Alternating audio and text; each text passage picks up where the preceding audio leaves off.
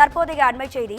திண்டிவனம் சிப்காட் உணவு பூங்காவில் அமைய உள்ள டாபர் நிறுவனத்தின் தொழிற்சாலைக்கு சுற்றுச்சூழல் அனுமதி வழங்கியுள்ளதாக தமிழ்நாடு சுற்றுச்சூழல் தாக்க மதிப்பீட்டு ஆணையம் தெரிவித்துள்ளது. இது தொடர்பான கூடுதல் தகவல்களை தருவதற்காக நமது தலைமை செய்தியாளர் சிவா இணைப்பில் இருக்கிறார். சிவா, வணக்கம். உங்க விரிவான தகவல்களை சொல்லுங்க.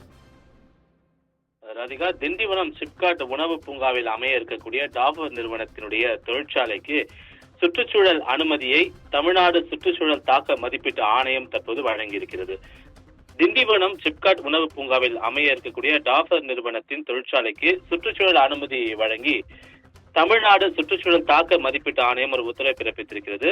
குறிப்பாக வீட்டு பராமரிப்பு, தனிப்பட்ட பராமரிப்பு மற்றும் பழச்சாறு உள்ளிட்ட பொருட்களை உற்பத்தி செய்து வரக்கூடிய டாபர் இந்தியா லிமிடெட் நிறுவனம் விழுப்புரம் மாவட்டம் திண்டிவனம் சிப்காட் உணவு பூங்காவில் 400 கோடி முதலீட்டில் உற்பத்தி ஆலையை தொடங்கி இருக்கிறது. 250 நபர்களுக்கு வேலைவாய்ப்பு அளிக்கக்கூடிய இந்த உலகத்தரம் வாய்ந்த உற்பத்தி ஆலை நிறுவுவதற்காக முதலமைச்சர் மு.க.ஸ்டாலின் முன்னிலையில புரிந்துணர்வு ஒப்பந்தம் கடந்த ஆண்டு மேற்கொள்ளப்பட்டிருந்தது. குறிப்பாக இந்த டாபர் நிறுவனத்தினுடைய உற்பத்தி ஆலை 1,36,585 சதுர அடி பரப்புல அமைய இருப்பதாகவும் இதில் தேன், ஓடோடெல், டாபர் ரெட், ரோஸ் வாட்டர் உள்ளிட்ட பொருட்கள் தயாரிக்க டாபர் நிறுவனம் திட்டமிட்டிருப்பதாக தகவல் வெளியாகி இருக்கக்கூடிய நிலையில இதற்கான சுற்றுச்சூழல் அனுமதி வழங்கி தமிழ்நாடு சுற்றுச்சூழல் தாக்க மதிப்பீட்டு ஆணையம் ஒரு உத்தரவை பிறப்பித்திருக்கின்றது. ராதிகா, உங்க விரிவான தகவல்களுக்கு நன்றி சிவா.